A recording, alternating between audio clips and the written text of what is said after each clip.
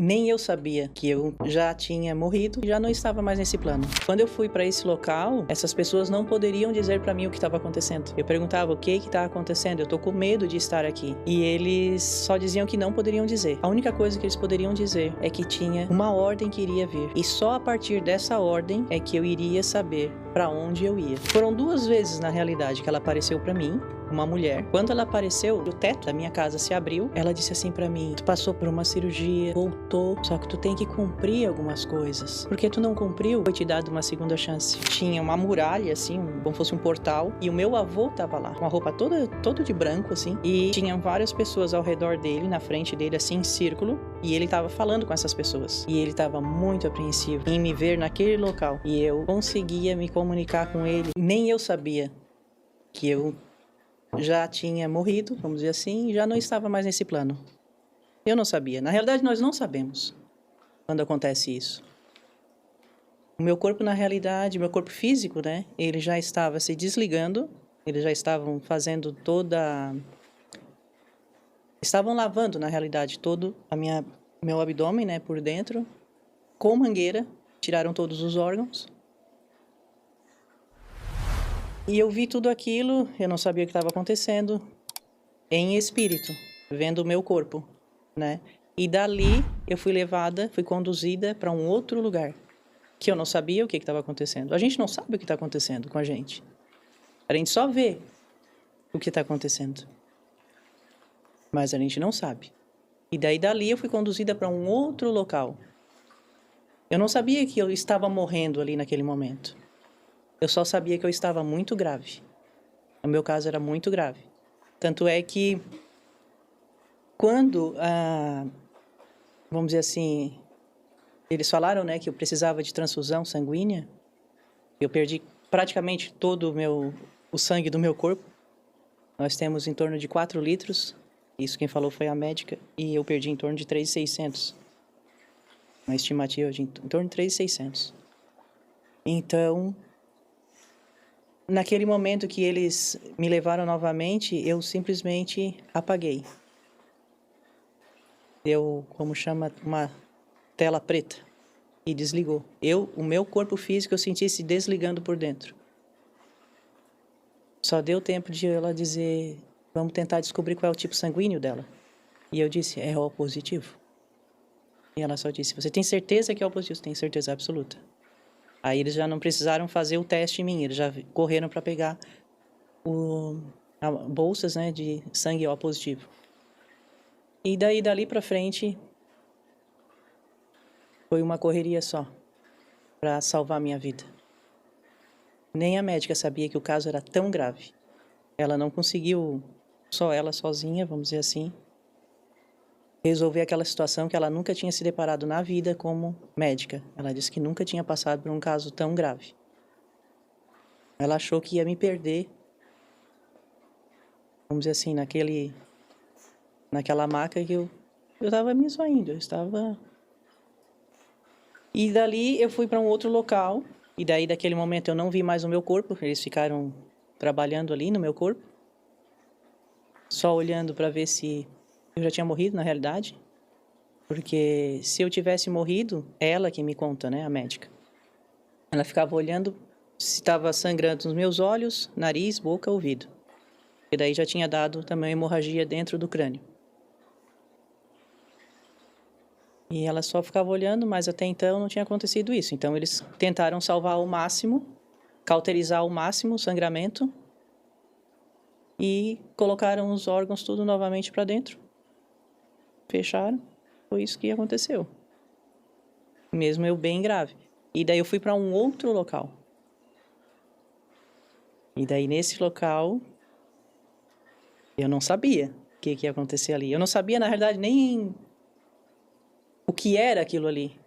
E quem eram aquelas pessoas que estavam comigo? 2 homens e uma mulher. Então, quando eu fui para esse local, essas pessoas não poderiam dizer para mim o que estava acontecendo. Foi onde eu fiquei assim mais... Eu perguntava: o que está acontecendo? Eu estou com medo de estar aqui. O que está acontecendo? E eles só diziam que não poderiam dizer. Não poderiam dizer porque a única coisa que eles poderiam dizer é que tinha uma ordem que iria vir. E só a partir dessa ordem é que eu iria saber para onde eu ia. E essa ordem é de uma pessoa muito superior, pessoa entre aspas, né? Vamos dizer assim. É Deus. E dizia assim, vai vir de uma ordem muito superior. E essa ordem é que ou tu vai voltar, e eles apontavam assim para a rua, era uma rua, né? Eles apontavam assim, ó, e tu vai voltar para aquela rua, e daí tu vai se encontrar com um menino. Aí eu dizia, que menino? Que menino? A gente não pode te falar. A gente já está falando muito já. A gente não poderia nem estar falando isso. E eu, lá no lugar onde eu estava, eu via... Porque quando nós estamos em espírito, nós não enxergamos igual a gente está aqui agora em corpo físico. Nós temos visão 360 graus, em cima, igual um drone, assim, em todos os aspectos. A gente não enxerga só espírito, em corpo físico. E daí, onde eu estava vendo lá no outro... Num outro local, tinha uma muralha, assim, como fosse um portal, e o meu avô estava lá. Pai da minha mãe. E ele dava de ver, assim, claramente, ele estava só esperando por mim. Ele estava com a roupa toda de branco, assim, tipo fosse uma túnica, e tinha como fosse um celular, que ele se comunicava com quem, não sei. Muito provavelmente, hoje eu entendo, né? Muito provavelmente para saber o que ia acontecer comigo. E tinham várias pessoas ao redor dele, na frente dele, assim, em círculo. E ele estava falando com essas pessoas. Instruindo, provavelmente. E ele estava muito apreensivo em me ver naquele local. E eu conseguia me comunicar com ele. Daí eu dizia para ele, o que eu estou fazendo aqui? Eu quero ir aí contigo. E ele não conseguia me dar o retorno, entende? Porque não tinha autorização para isso. Mas eu tentava me comunicar com ele como se estivesse pedindo ajuda, sabe? Porque ele era a única pessoa que eu conhecia ali era ele. Só que dava de ver a apreensão dele, dava de ver tudo o que estava acontecendo ali, porém sem comunicação, eu e ele. Até que chegou um momento que eles falaram que eu ia voltar. Eu dizia, voltar para onde? Voltar, a decisão já veio. Tu vai voltar pro menino, para aquela rua. E eu não sabia. Quem era nem o menino, eu não sabia. A gente fica assim, sabe? A gente não sabe. Na realidade, nós nem sabemos que nós estamos em espírito. A gente não sabe o que está acontecendo com a gente naquele momento. Só quando passa pela experiência mesmo para saber. Vamos dizer assim, hoje eu acredito que se eu passar por essa experiência, eu já vou... Aí eu tive que estudar a fundo isso, a espiritualidade, né? Não sabia nada da espiritualidade. Então foi onde me atrapalhou muito, né? Porque para mim era eu, não era meu espírito. Entende? Então, eu não... Hoje, se eu visse, eu acho, essas duas pessoas, eu não conseguiria saber quem são essas duas pessoas. Até porque já fazem 19... completou agora 19 anos isso, né? Mas era uma mulher e 2 homens. E a todo momento, eles diziam para mim que eles estavam ali me protegendo, me cuidando, que nada ia acontecer comigo, nada de mal ia acontecer comigo. Só que eu estava muito apreensiva e muito nervosa. Muito nervosa. E era escuro, era noite. Só que aqui no campo físico também era noite. Tá. Que eu ganhei ele, era 7h20 da noite que eu ganhei. Então, aqui também era noite. Então, hoje eu não me lembro, assim, da fisionomia deles. Até porque vamos dizer assim, a minha intenção, a minha atenção toda era olhando o meu avô. Entende? Porque era a pessoa que eu conhecia ali, né? Então, eu só ficava olhando para ele, tentando me comunicar com ele. E com eles eu só dizia o que está acontecendo comigo. Porque eram os únicos que eu tinha um feedback, vamos dizer assim, das respostas, né? E do meu avô eu não tinha. Apesar que eu falava com ele, mas ele não era permitido. Depois é que eu fui saber, não era permitido dele falar comigo. Somente se eu cruzasse o portal. Que portal? Tinha um portal, que onde era o meu voo estava dentro. Ah, sim, lá perto da muralha que tu falou. Tinha um portal lá Tinha um atrás. portal, sim. Tá. E daí depois é que eu fui saber que só cruza aquele portal é quem já desencarnou realmente. Então por isso que eu não cruzei. Era a minha hora aquela hora. Mas foi me dado uma segunda chance. Porque o que eu tinha que cumprir aqui eu não tinha cumprido. Tá, então eu quero falar sobre isso, então. Assim, ó. Na verdade, vamos voltar uma questão. Esse menino, hoje em dia tu sabe quem ele é? Perfeitamente. Quem ele é? É o filho que eu ganhei. É o teu filho. Vai voltar pro teu menino, eles diziam assim. Aham. Se tu voltar, tu vai voltar pro teu menino. Eu dizia, que menino? Que menino é esse? Eu não sabia. Na hora eu nem me lembrei que eu tinha acabado de passar por um parto. Sabe? Eu não... Até porque eu vi ele uma única vez, né? Eles só colocaram aqui em cima de mim e já levaram e depois eu não vi mais. Sim. Entende? Eu fui para a sala de recuperação, depois eu fui para o quarto, depois já voltei para a sala de novo de cirurgia, depois não vi mais. Eles só diziam assim, vai voltar. E não dizia o menino que tu acabou de ganhar. Eles não falavam isso.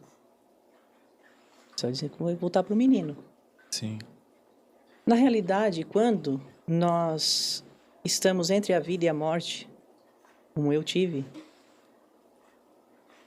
o nosso espírito, ele tá bem... É como se ele tivesse por um fiozinho.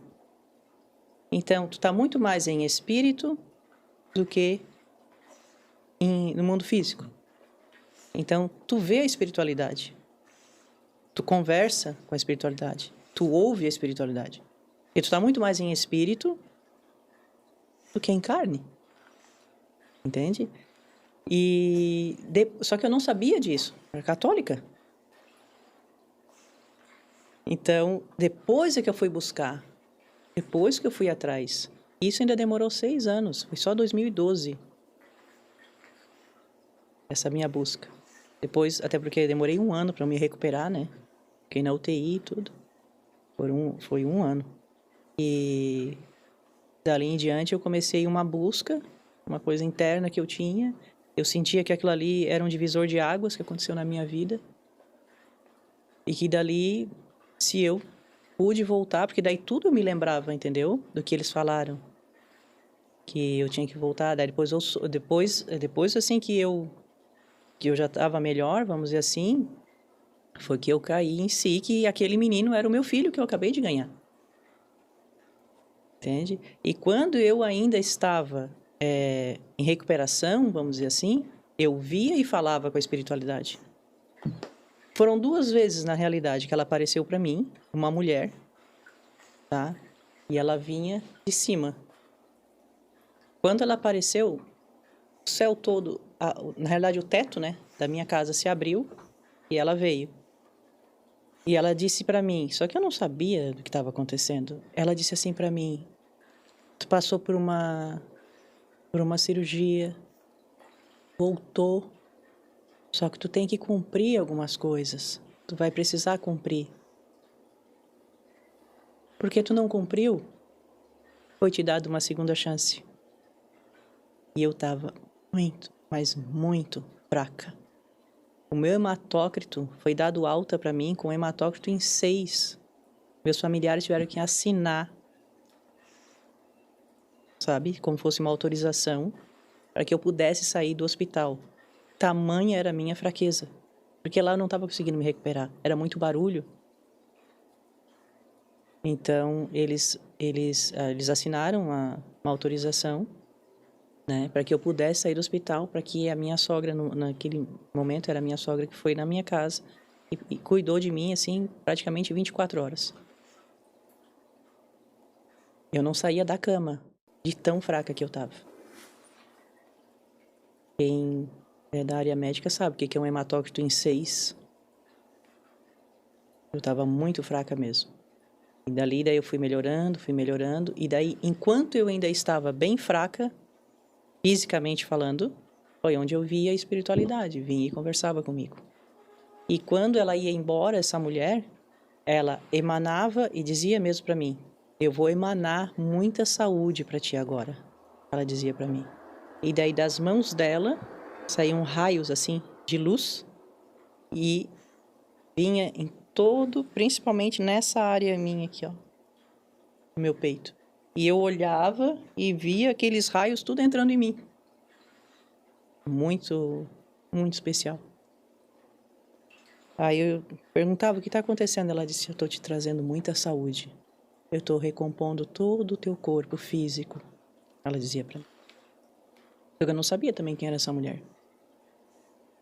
Daí, em certo momento, eu perguntei para ela: o que é isso que eu voltei para quê? O que foi? Quando eu já estava assim um pouquinho melhor, assim, mas... Aí ela disse que ela não poderia me dizer. Eu teria que descobrir o que é. Porque senão eu não teria mérito. Se ela apenas me falasse o que era, que eu ia ter que buscar, que foi dado essa segunda chance, eu não teria mérito. Aí ela, eu nem insisti. Perguntar o que seria. Entende? Lá, que eu estava desesperada, eu até insisti perguntando o que era, o que eu estava fazendo ali e tal, porque eu estava em completo desespero, né? Mas para ela eu nem perguntei. Até porque ela emanava uma paz, uma coisa que não é desse mundo. Só a presença dela perto, eu já me sentia bem, eu já me sentia assim numa paz. Saía luzes assim dela. Ela era muito grande. Muito grande. E como nela os raios saíam tanto para frente como assim, nessa direção, ela lembrava a Nossa Senhora. Sabe aquele manto da Nossa Senhora? Sim, sim. Só que sem o manto, vamos dizer assim, só a energia. Toda a energia, isso. E Azul? Era branco, tudo branco, tudo branco. Tudo. E ela era muito grande. Muito grande. Ela tinha um rosto, Tinha. ela lembrava alguém ou ela era algo especial? Muito angelical o rosto dela. Muito angelical. E a paz que ela passava era uma coisa sem... Não tem nem como descrever. A paz que ela passava. Ela passava uma energia muito boa. Ela tinha uma energia muito boa. Espiritualidade, a gente se comunica só telepaticamente. Não precisa falar como eu estou falando contigo. Já ouvi falar sobre isso também. Essa Só questão telepaticamente. Telepaticamente. Sim. E depois, quando ela foi embora, o que tu sentiu? Tu sentiu que tudo voltou ao normal ou ainda tu sentia que, ok, agora eu estou melhorando? Qual era o sentimento depois que ela partiu? Aí ela saía, ela ia subindo assim, os raios iam ficando assim, tudo em mim. Tudo dentro, assim, em mim, no meu corpo. E eu via. Era a coisa mais mágico, assim, chega a ser mágico. E eu ficava refletindo muito sobre o que ela falava, sabe? Eu ficava refletindo. Até porque eu só estava deitada na cama, né? Eu não tava muito mal ainda, né? E eu ficava refletindo o que ela falava. Coincidentemente, na hora que ela chegava, ninguém chegava lá no meu quarto. Nem a minha sogra, nem meu esposo, nem ninguém. Exatamente na hora que ela estava, ninguém ia. É como se ela soubesse que esse daí Ela seria o único momento. Alguma espiritualidade estava bloqueando a passagem deles para o quarto. Enquanto ela estava ali, ninguém entrava. E esse momento, ele durou muito tempo? Como é que foi? Não foi muito tempo. Eu acredito que coisa de 30 minutos, no máximo. Assim. E tu sente saudade de ter esse momento ou tu ainda consegue visualizar essa espiritualidade? Sinto saudades no sentido de que foi algo muito bom que ela me passou. E eu hoje sei que é um espírito de muita luz. Essa pessoa é um espírito de muita luz. Ela se manifestou em forma de uma mulher, né? Vamos dizer assim. Mas eu sei que é um espírito de muita luz. Que incrível. Tá, e agora eu quero chegar na parte de o que tu veio pra cumprir? Por que tu voltou dessa experiência pós-morte? O que de tão especial fez tu voltar à vida? Então, isso era 2006, né? E vamos dizer assim, a vida, ela foi se manifestando, foi acontecendo e eu deixei aquilo, vamos dizer assim, numa caixinha, as coisas que ela me falou, mas eu não sabia o que era. E ao mesmo tempo eu não sabia, eu não fiquei assim, como que eu vou te dizer, buscando. Porque não tem como tu buscar algo que tu não sabe o que tu quer buscar. Exato. E foi isso que aconteceu comigo. Só que por uma... Como é que eu vou te dizer? Por uma coincidência, ou não, ou intuição, eu comecei a pedir em oração que eu perdoasse meu pai. Porque eu já tinha tentado várias vezes e eu não tinha conseguido. Até tinha falado para ele, enquanto ele ainda era vivo, que eu perdoava ele. Mas era da boca para fora, vamos dizer assim. Não era aquele perdão verdadeiro, né? E eu comecei a... Eu sabia que sozinho eu não ia conseguir perdoar ele. Todas as coisas que ele fez, assim, contra mim, né? Eu sabia que eu não ia conseguir perdoar. E, querendo ou não, sabendo ou não, essa era a primeira coisa que eu tinha que realizar. Então existiam outras coisas além do perdão do teu pai. Você perdoar ele, né, no Sabe caso. um jogo? Uhum. Tu passa de fase, quando tu passa... Tu vai pra fase 2, quando tu passa pela fase 1. Se eu não passasse por isso, eu não teria chegado na fase 2. Hoje eu sei disso. Até então eu não sabia.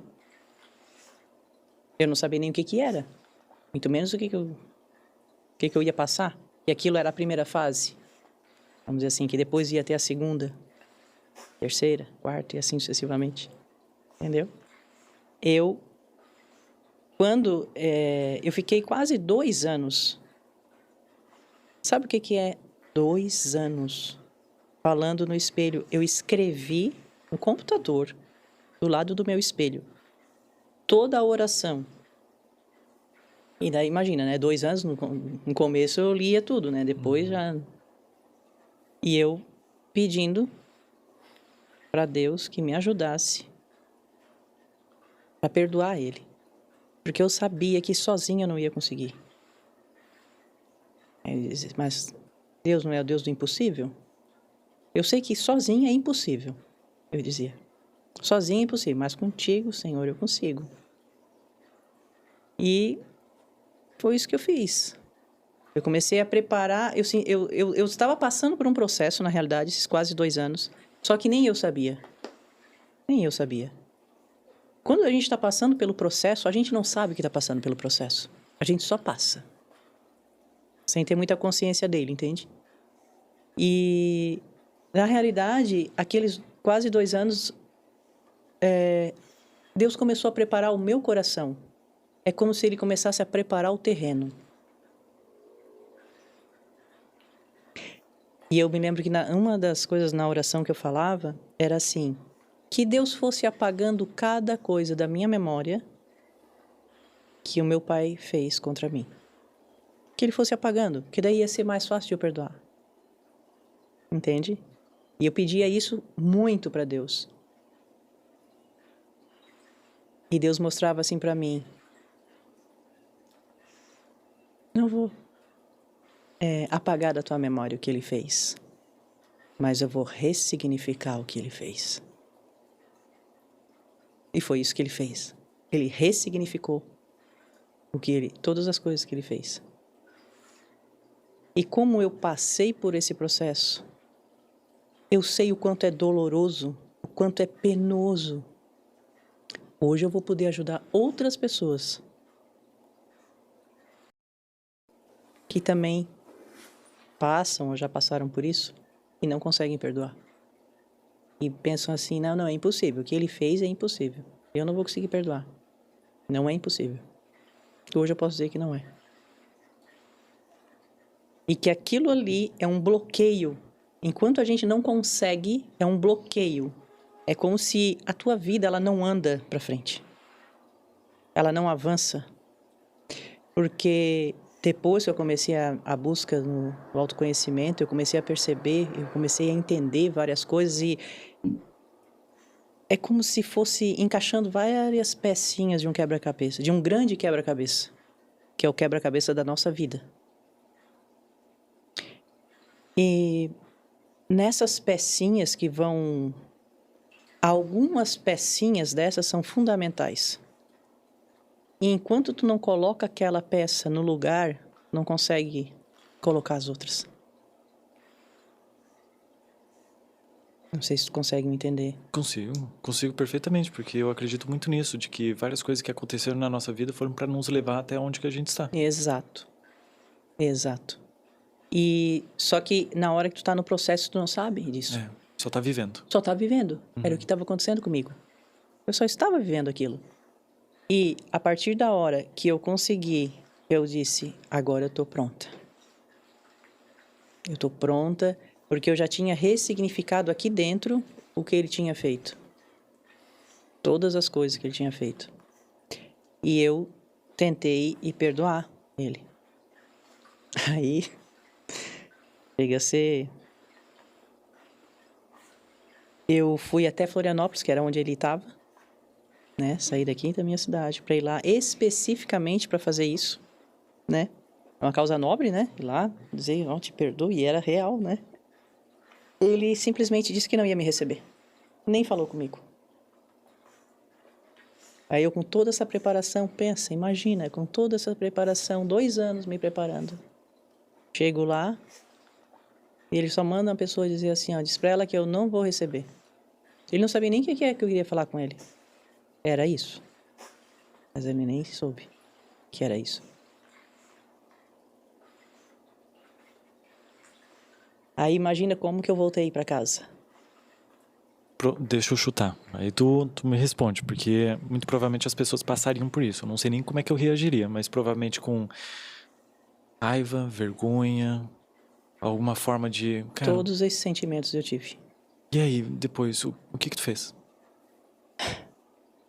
O meu esposo, ele é testemunha disso. Na hora que eu estava indo, olha só como acontecem as coisas. Na hora que eu estava indo ainda, mais ou menos perto de Jaguaruna. Estava mais perto aqui da nossa cidade do que Floripa. Uma voz falou assim para mim. Antes mesmo, bem assim, antes mesmo de tu se decepcionar com teu pai da terra, lembre-se, tu tens um pai. Que é Deus. Eu entendi que era Deus na hora. Aí eu peguei, ouvi a voz e daí eu peguei e repeti exatamente a mesma frase pro meu esposo. Ele dirigindo, eu disse assim, olha só, uma voz falou assim para mim agora, que antes mesmo para que eu saiba que antes mesmo do meu pai terreno, eu tenho um pai no céu, que olha por mim, que esse jamais vai me decepcionar. Eu não tô entendendo por que eu escutei isso. Aí ele assim, e agora? Também não sei, né? Se não, tu não sabe, imagina eu. E seguimos adiante. Quando, e daí aconteceu tudo isso, né? De ele não me receber e tal. Quando nós estávamos quase chegando em casa, aí eu... lembra aquela voz que eu ouvi, que antes mesmo de... Aí ele... Tá, então peraí. Então essa pessoa que te falou isso já sabia que isso ia acontecer. Que já estava te preparando, inclusive, para que tu não se decepcionasse com o teu pai terreno. Porque antes dele tu tens um pai espiritual, tens um pai que é Deus, que é o nosso pai. Aí eu, meu Deus do céu, o que está acontecendo?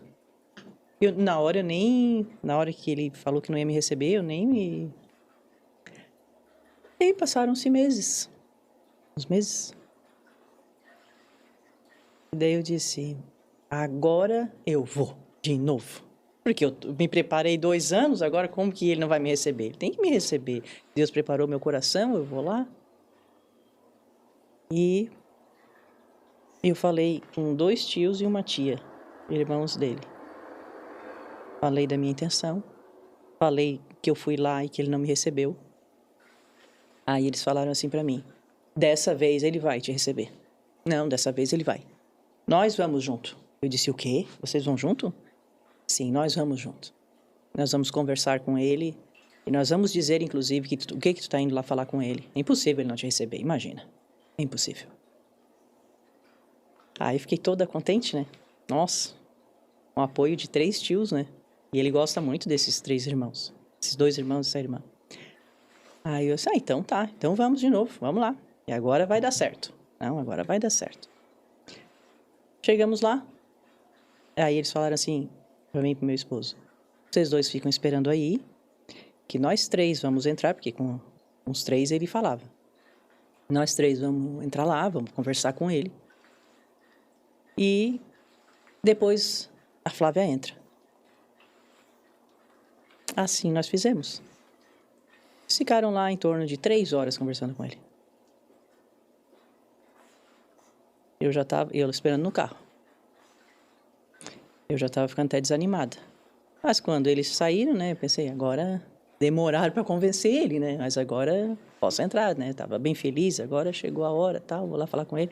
Vou até pedir, eu já imaginando, vou pedir que eles saiam, né? Daí eu quero ficar sozinha com ele e tal. Aí eles saíram e falaram assim para mim. A minha tia já estava chorando.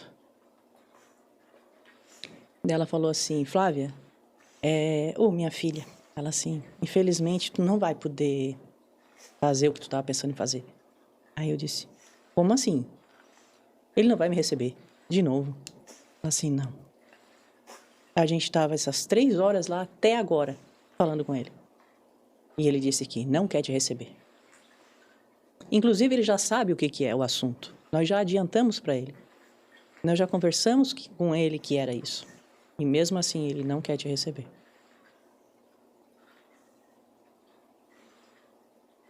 Aí imagina como que eu fiquei. Nossa. Sinto até emoção assim na hora que ela me falou isso. Novamente. Aí a gente entrou, pegamos o carro e íamos embora. De novo. Sem eu poder falar com ele. E só que agora, nesse momento, nesse dia, ele já sabia o que era o assunto, né? Então, assim, foi mais, entre aspas, mais grave, vamos dizer assim, mais pesado para mim. Porque eu não estava indo lá para cobrar algo dele, eu não estava indo lá para... Estava indo lá para isso. Um coração aberto, assim, para falar com ele. Mas hoje eu entendo que ele não estava pronto, provavelmente. Por isso que vamos dizer assim, essa aproximação não estava existindo. Eu estava pronta, mas ele não. E o que acontece é que passou mais alguns meses até chegar o dia que eu disse pro meu esposo, vamos lá de novo. Pela 3ª vez. Aí ele disse, 3ª vez, tem certeza? Será? Aí eu disse, não foi à toa que eu me preparei, eu já tinha passado 2 anos daí, né? Me preparei todo esse tempo para ir lá e ele não me receber. Deus vai preparar algo, Deus quer me mostrar algo, para mim e para ele. Só que eu não sei o que é. E daí no dia 19 de abril de 2009, eu não sabia que ele ia morrer no dia 30 de 11 de 2010, no outro ano. No final do próximo ano ele ia falecer. Eu não sabia. E não tem como saber, né? É. E daí no dia 19 de abril, era num domingo, cheguei nessa casa, ele estava numa casa de repouso. Ele já tinha avisado, eu nem sabia, olha só. Ele já tinha avisado para a proprietária do local, para todas as enfermeiras, para todos os funcionários, todas as pessoas que trabalhavam ali, que se eu chegasse ali, que ele não iria me receber. Ele já tinha falado isso para todos. E sempre que eu chegava lá, tinha um portão na frente, estava fechado, tinha uma porta que dava assim de elevação, que era uma garagem, né? E essa porta dava para uma parte que era lá atrás, que tinha assim umas árvores, era um lugar muito bonito, sabe? Tinha umas árvores, bancos, assim, e daí as pessoas sentavam ali, ficavam no solzinho, ficava... E daí nessa 3ª vez, nesse dia, 19 de abril, cheguei ali, o portãozinho da frente ali, estava aberto, para trás. Uhum. Eu não precisei ir ali ver se ele estava aberto ou não, ele estava aberto para trás. E a porta da garagem estava aberta também, totalmente aberta. Aí eu peguei, entrei, Passei pelo portãozinho, entrei na garagem. Nisso eu vi uma enfermeira. Aí ela perguntou o que eu queria. Eu disse, eu queria falar com o Flávio. Ela só olhou assim e disse assim, tá ali, ó. Aí eu só olhei assim e já vi ele. Aí ele já me viu. Aí não teve como dizer, não. Espera que não é pra ela entrar, ou coisa desse tipo. Ele já me viu. Aí e ela também disse, ela disse assim, pode entrar, tá ali, ó. Aí perguntou o meu nome, né? Aí disse, ela já sabia o nome dele. Aí já sabia que era a filha ainda, né? Porque mesmo nome. E aí eu fui ali. Aí na hora que eu fui ali, daí eu comecei a falar com ele. Daí eu disse assim, nós vamos conversar aqui mesmo? Ou o pai prefere que a gente... Porque cada um tem um quarto, um cômodo, né, ali. Ou a gente vai lá e fica mais... Daí ele assim... Não, vamos ali no... Onde é o meu quarto ali. Está. Aí, ali, naquele momento, eu comecei a falar com ele. Aí eu comecei a dizer pra ele que... Aí agora só isso já dá um capítulo do livro. Coisas sobrenaturais aconteceram nesse momento. Que até então eu não sabia o que era que aconteceu. Naquele momento eu não sabia. Depois, muito depois, foi que eu fui saber. Ali não houve só o perdão meu para ele. Aconteceram mais perdões de outras gerações se perdoando também. Por isso que tinha essa dificuldade inteira. Provavelmente era toda essa carga de Toda outras essa gerações. carga de gerações e mais gerações. Até que, por um acaso, os portões estavam abertos ali, literalmente. Literalmente aberto para trás. E aconteceu o perdão. E aconteceu ali o perdão, no caso. Aconteceu.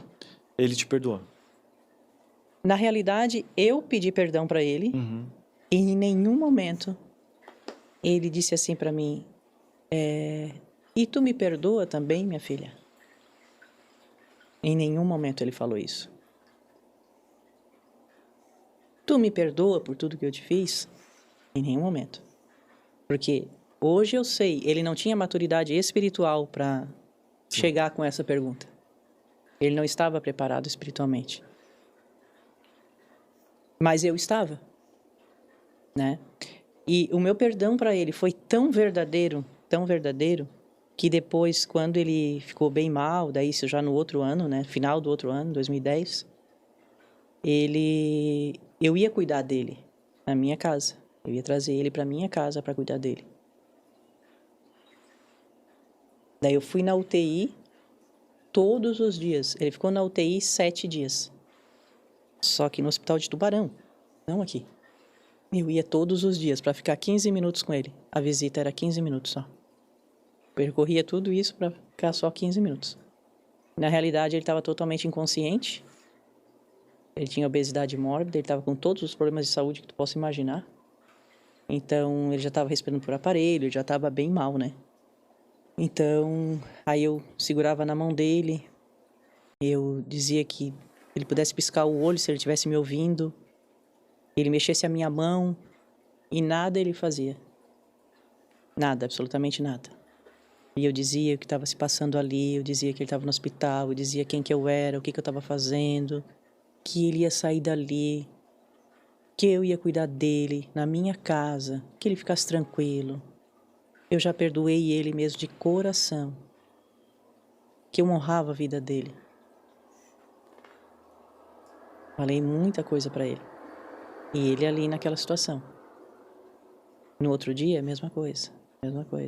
Até chegar no sábado. Quando chegou, isso aconteceu até, vamos dizer assim, no sábado. Quando chegou no domingo, eu não pude ir. No 7º dia, eu não pude ir. Por questões físicas mesmo e psicológicas. Eu estava muito cansada. Muito cansada. E como os meus tios e as minhas tias, irmãos dele, né? Todos os dias que eu fui, elas não poderiam ir. Porque era uma pessoa só ficar os 15 minutos. E eles deram preferência para mim. Aí eu disse assim, olha, hoje vocês podem ir, tá? Porque eu tô sem condições. Eu disse, eu tô sem condições de ir. Então, assim, ó, eu já fui 6 vezes, 6 dias. Então, assim, ó, eu vou dar a oportunidade agora para vocês irem. Aí ela assim, que bom. Aí foram 2 irmãs dele. Aí, imagina, eu em casa, só esperei acabar a visita, que eu já sabia ali, que era das 11 às 11h15 da manhã. Acabou a visita, já liguei. Não precisou nem eu ligar, minha tia já ligou. E disse, Flávia, a gente tá tão contente, tão contente. Tu não sabe como que teu pai tá? Eu, como assim? Não, teu pai? Nossa, se tu visse, porque tu disse que ele estava totalmente inconsciente, que eu dei tudo, eu contava pra elas como que ele estava, né? Sim, não, ele falou com a gente. Eu disse, como? Falou. Ele falou com a gente. Daí eu disse, meu Deus, o único dia que eu não fui, ele falou. Eu não acreditava, tá? Eu não acreditava. Eu só acreditei porque ela estava muito feliz. Ela não ia mentir isso. Ela estava muito feliz, a minha tia. O teu pai vai sair dessa, vai dar tudo certo, tá? E disse assim, só falta eu comprar a cama, porque o quarto dele já tá tudo certo, só tá faltando comprar a cama. Aí ela disse assim, não, vai dar tudo certo, vai poder cuidar dele e tal. Aí eu já fiquei bem feliz, bem feliz. Aí eu disse, nossa, eu queria tanto que vocês tivessem falado para ele. Nossa, a Flávia veio aqui todos os dias. E tu não tivesse a oportunidade de falar com ela, de ver ela aqui contigo. E agora tu tá aqui falando com a gente. É inacreditável isso. Aí ela disse, pois então a gente falou para ele. Eu disse, ai, que bom. Que bom que vocês contaram para ele, que eu vim aqui, né, 6º dia consecutivo, vindo, conversando, fazendo oração nele. Aí elas assim, não, com certeza, né, que a gente falou, né, com certeza. Ele ficou sabendo que tu veio aqui todos os dias. Estava fazendo oração com ele, conversando com ele. Aí eu disse, ai, que bom que ele ficou sabendo, que bom. Era um domingo. Quando chegou naquele domingo, 4 horas da manhã, no meu pensamento, ele já estava ficando bom, certo? Eu recebo o telefonema da enfermeira no hospital dizendo assim, tens que vir aqui agora. Isso, 4 horas, 20 para as 4. Aí eu disse, mas por quê? Ele já tá bom, né? Ou será que já dá para levar? Ainda pensei assim, será que já dá para levar, né? Ela disse, não, tens que vir aqui agora. Ele não tá muito bem. Aí eu disse, não tá muito bem, mas as minhas tias estiveram aí hoje, falaram que, não, tudo bem, mas ele não está muito bem, tens que vir aqui agora.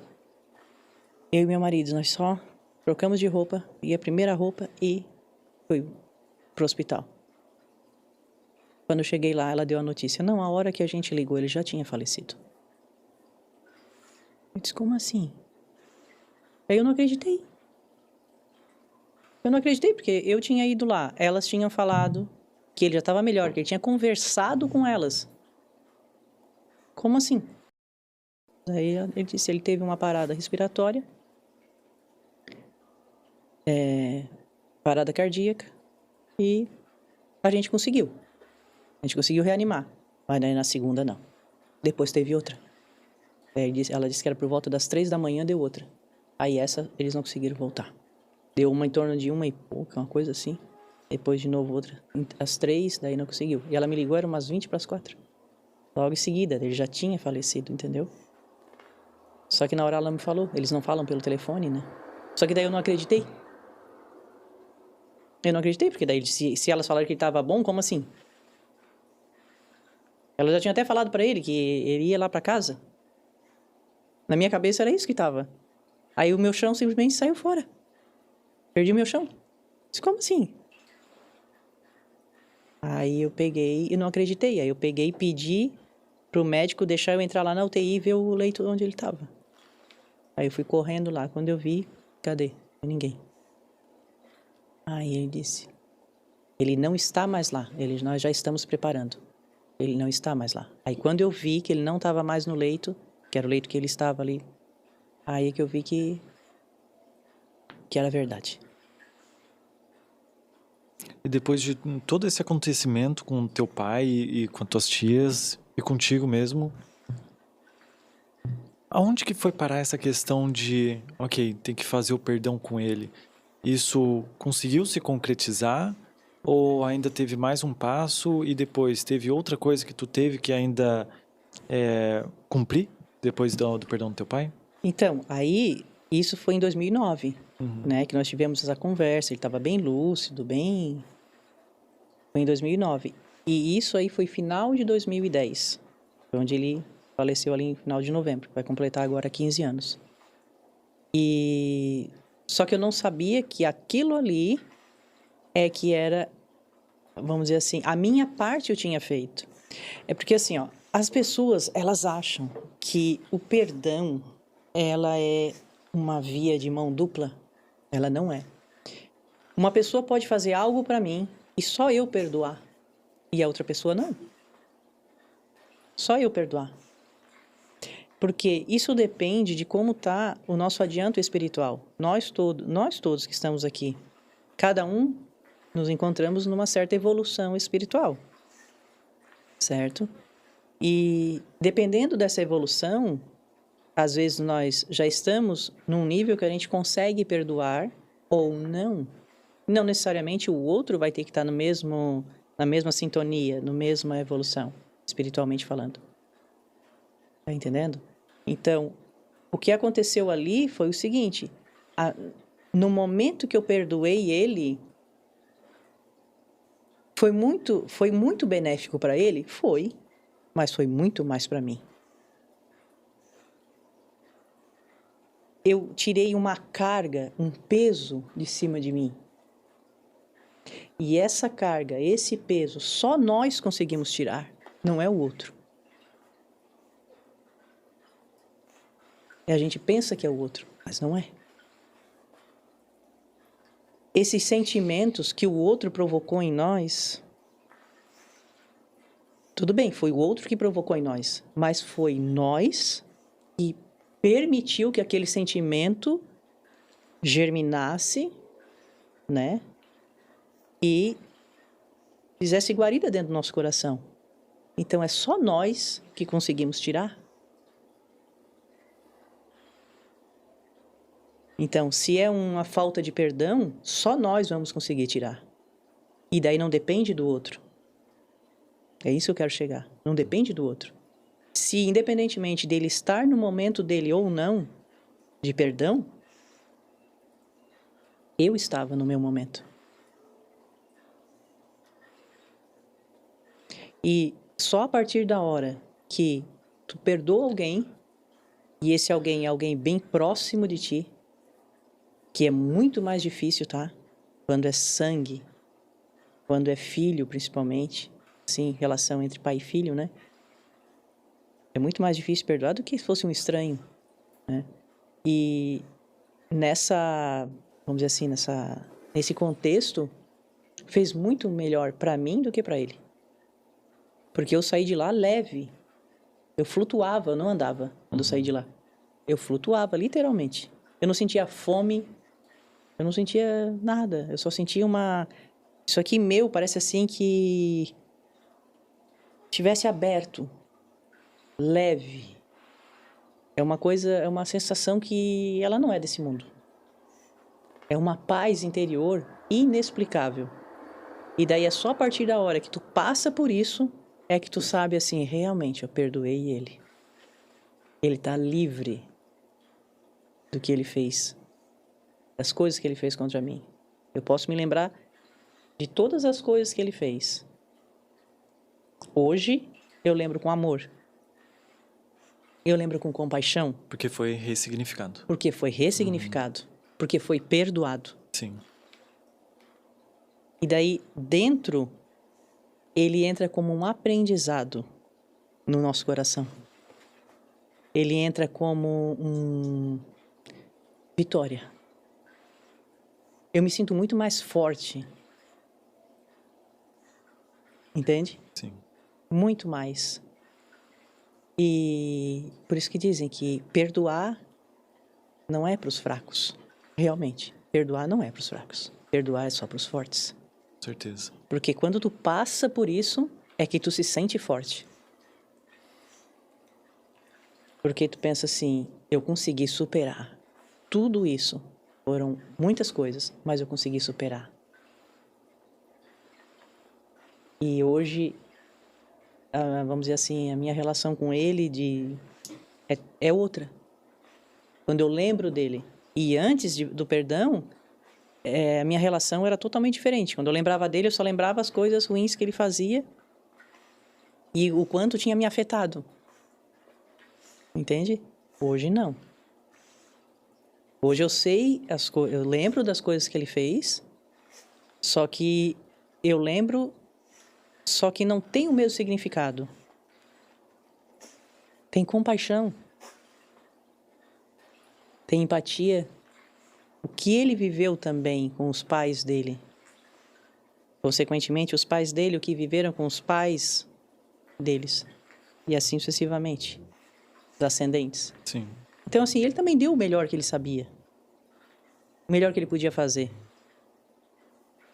E um outro aprendizado também que eu tirei disso, que enquanto a gente não ressignifica isso, infelizmente, de modo inconsciente, nós repetimos com os nossos filhos. Sem querer. Exemplo. Ele fazia algo comigo que eu não gostava. Eu odiava. Vou botar assim. Que ele fizesse isso comigo. Aí, quando ele fazia, eu era lá adolescente ou criança, sei lá o quê. Aí, eu não gostava. Aí, no momento que ele estava fazendo, eu ainda pensava assim, de forma consciente. Nunca, se um dia eu tiver filho, eu nunca vou fazer isso, ó. Porque, meu Deus, o que um pai vai fazer isso com a filha, que isso, que aquilo, tal? A gente pensa assim. Só que depois, quando a gente é adulto e tem os nossos filhos, nós fazemos exatamente igual. Copia e cola. Quando vê, já fez. Quando vê, já fez. E de tudo isso, Flávia, a ligação entre toda essa questão do teu pai, mas o que tu veio fazer depois de tudo isso? O que tu veio trazer de aprendizado para as outras pessoas? O que esses seres falaram para ti que tu vai expor para o mundo ou para as pessoas? O que de fato tu veio fazer na vida? Então, aí, quando ela disse que eu ia passar por...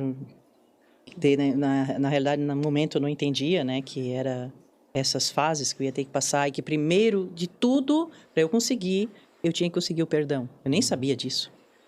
Aí, quando eu consegui... Então, olha só, isso foi em 2009, certo? A experiência de quase morte foi em 2006.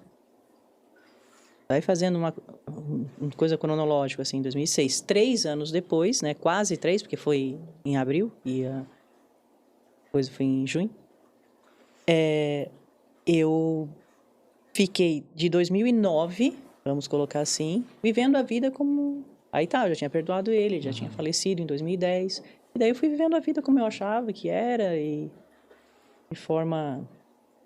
Fui buscando, fiz a primeira faculdade, depois fiz a segunda. Fui vivendo, fui trabalhando e tal. Aí passei em concurso público, né? Estudei para concurso. Até que chegou o momento que eu pensei, não, tem algo a mais. Aí começou, isso assim vai brotando dentro da gente, sabe? Quando chega o momento. E eu já estava trabalhando como funcionária pública. E quando deu 5 anos, eu comecei assim uma coisa inconsistente, comecei a ficar muito mal, fisicamente falando, vamos dizer assim. Só que eu não sabia o que era. E eu cheguei à conclusão, eu e meu esposo, que se eu não saísse, eu ia acabar infartando. Burnout. Eu ia acabar infartando. Aí eu entrei numa igreja, e daí eu fui conversar com Deus. Na realidade, eu queria saber o porquê que estava acontecendo aquilo. Tá, ele fez eu voltar, permitiu que eu voltasse, fiz ali o que era, agora eu já sei o que era, perdoar o pai. Tá, e agora? Agora vai permitir que eu morra assim, vai infartar lá enquanto eu estiver trabalhando? Como assim? Aí eu resolvi que eu ia sair. Eu ia sair e no dia que eu saí, que Ó, isso aí já dá mais um capítulo. No dia que eu saí, que eu dei as costas, que eu consegui ir lá e pedir demissão, assinei, tal, já estava tudo certo, assinado. Aí uma voz, eu entrei no carro, vim embora, aí uma voz falou assim comigo. Daí, primeiro eu falei assim, em oração, que, Senhor, agora é contigo. O que eu tinha era o meu cargo, era o meu emprego, né? Cargo público. E agora eu assinei, mas agora é contigo. O que tu queres com a minha vida? Aí a voz, às vezes a gente faz a oração, mas a gente não espera a resposta na hora, né? Essa veio na hora. Aí, bem na hora, o meu carro, tinha parado de passar carro assim na rua, e daí eu entrei. Quando eu olhei assim, eu olhei bem pro sol, era 5 horas da tarde, eu olhei bem pro sol, e aquele sol eu imaginei que era Deus. E eu falei com o sol como se fosse Deus. Aí eu disse, agora é contigo. E daí, o sol, entre aspas, veio a voz na hora. Agora é comigo, sim. Agora sim é comigo. Tu viveu a tua vida como tu achava que era para viver, mas agora tu colocou nas minhas mãos. Agora quem vai desenhar a tua história sou eu. Cara, foi uma emoção que eu senti. Indescritível. Indescritível. Tu ouvir a voz de Deus falando contigo isso. Que agora quem vai escrever tua história sou eu.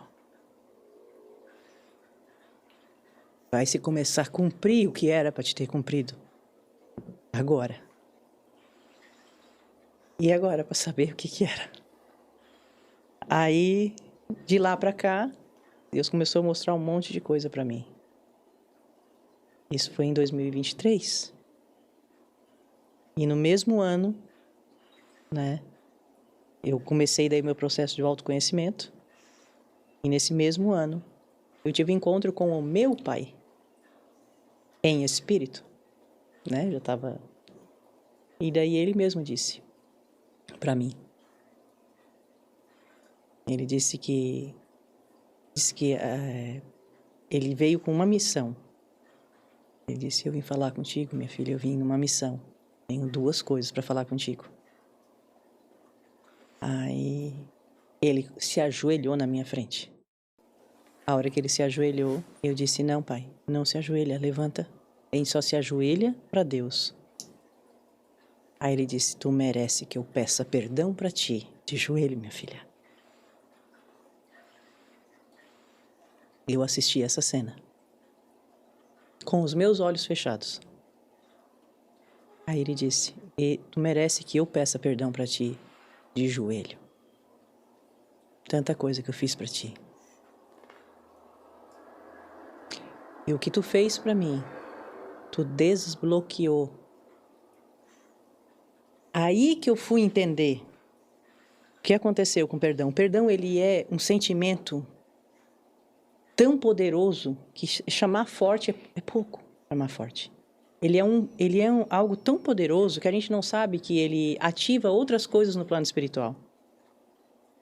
Aí ele mesmo disse assim para mim, o teu perdão, minha filha, desbloqueou em mim como se fosse um véu que tinha e que eu não sabia que eu estava fazendo contigo.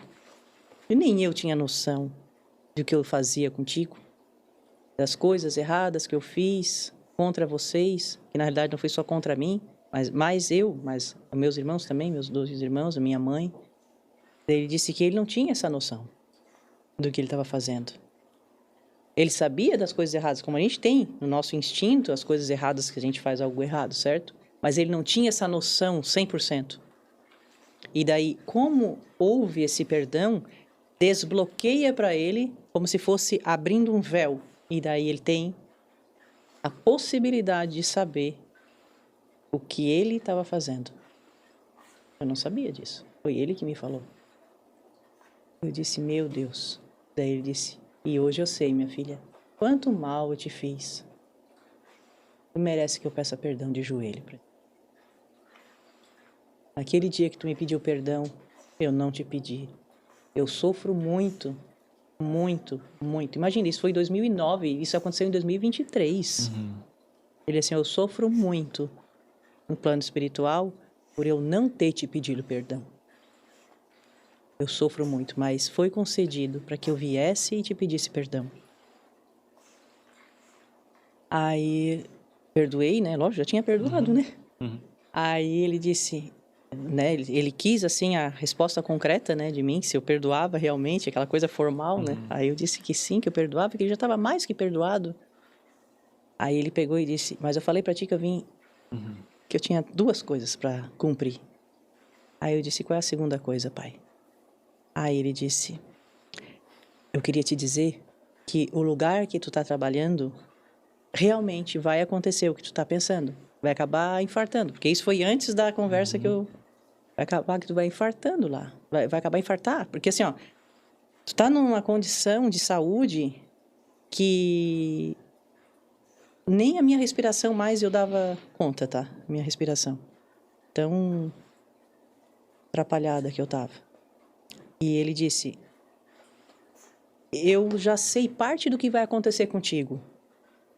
Ah, quando ele falou assim, pra quê que ele foi falar, né? Logo uma pessoa curiosa como eu. Aí eu disse, o que vai acontecer comigo, pai? Aí ele assim, tu já sabe o que vai acontecer comigo? Ele assim, sei algumas coisas só que vai acontecer contigo.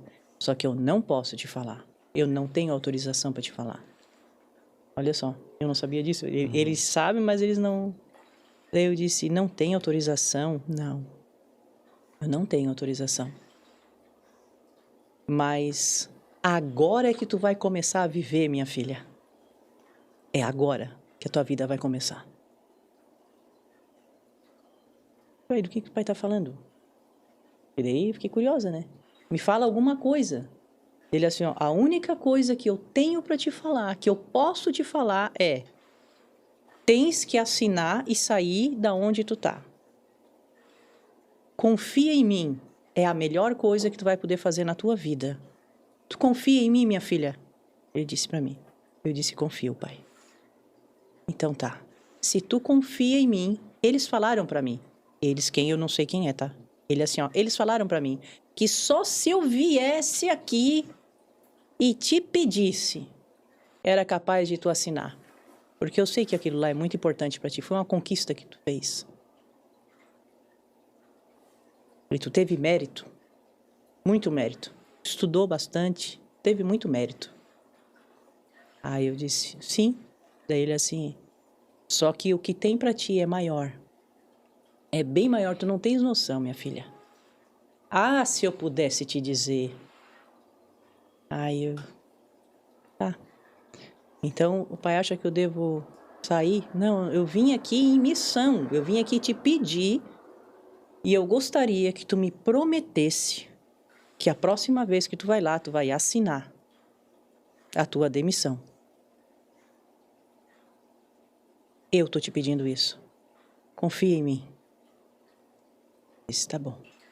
Faz isso por mim. Por mais que tu ache agora que é muito louco isso que tá acontecendo, mas confia em mim. Vai lá e pede demissão. Aí foi isso que eu fiz. Eu tive que prometer pra ele que eu ia pedir demissão. E depois de ter feito a demissão e tudo mais, tu descobriu qual foi essa tua missão?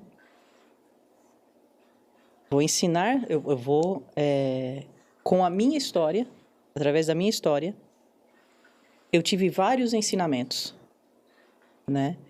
E eu tenho já treinamentos prontos. Um deles, por exemplo, é o que eu queria saber aos 20.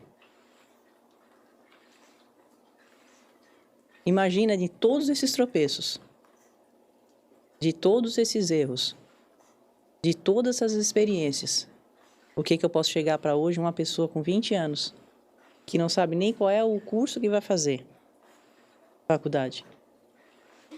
O que eu tenho para ensinar? Sobre propósito, talento. E daí eu fui atrás. Nessa busca pelo autoconhecimento, eu fui atrás disso. Nós todos temos uma luz. Nós todos temos um talento e ele é único, assim como as nossas impressões digitais. Só que nós não sabemos. Mesmo sendo seres racionais, nós não sabemos. Imagina uma árvore, tá? Imagina uma macieira. Ali tem uma semente de maçã. Ela é irracional, né? É uma semente só. Não é como nós. Mas ela sabe que se ela ser colocada numa terra, se ela for colocada numa terra, tivesse condições ideais, ela vai brotar e vai dar um pé de maçã e com muitas maçãs. Porque ela tem algo dentro dela, um instinto, teve um criador, com uma força inexplicável, que colocou dentro muita potência dentro de uma única semente. E de uma forma irracional, ela sabe como que tem que fazer. E ela brota. E dá um pé maravilhoso de maçãs. Agora imagina nós, o quão perdido nós estamos. Que nós estamos nesse mundo. Acordamos todos os dias. Sem saber qual é o propósito. Sem saber por que estamos aqui.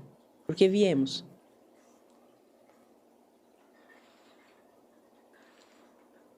O que a gente tem para ofertar para as outras pessoas? Ajudar as outras pessoas? A gente não sabe. Muitas pessoas hoje, e eu me incluo, quando eu estava naquela situação, eu não me sentia bem onde eu estava. Apesar de que eu tinha passado, era o meu sonho, eu tinha tentado isso, era o que eu queria. Era o que eu achava que eu queria. Hoje, quando eu estudo autoconhecimento, quando eu estudo corpo, a minha coisa de pesquisa é corpo, mente e espírito. Corpo, estou fazendo uma graduação para entender muito bem como funciona o nosso corpo. Porque o nosso corpo, na realidade, se tu não está bem fisicamente, a tua mente e o teu espírito também está fraco. Tu não consegue raciocinar direito, dependendo do que tu ingere, dependendo dos teus pensamentos, do que tu se alimenta, como é o teu estilo de vida.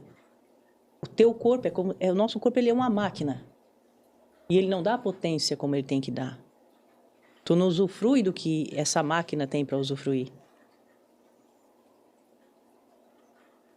Então, hoje a minha área de pesquisa é justamente isso.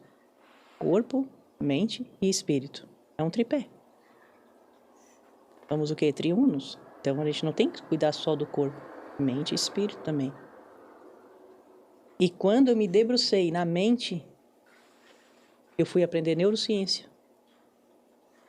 Porque acho que na primeira vez que nós conversamos, eu falei que quando eu estudo algo, eu não gosto de estudar só na superfície.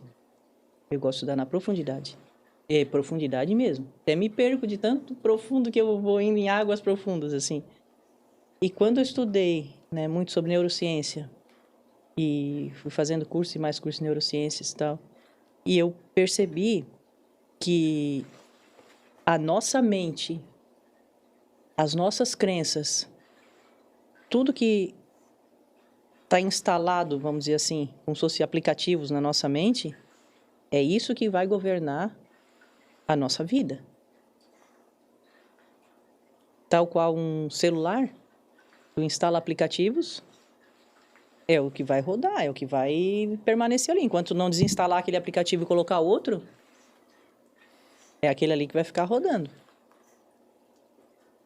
Enquanto tu não ressignificar várias coisas que você passou na vida, é aquilo ali que vai ficar passando. E vai ficar patinando, pode ir embora dessa vida, pode voltar, pode continuar.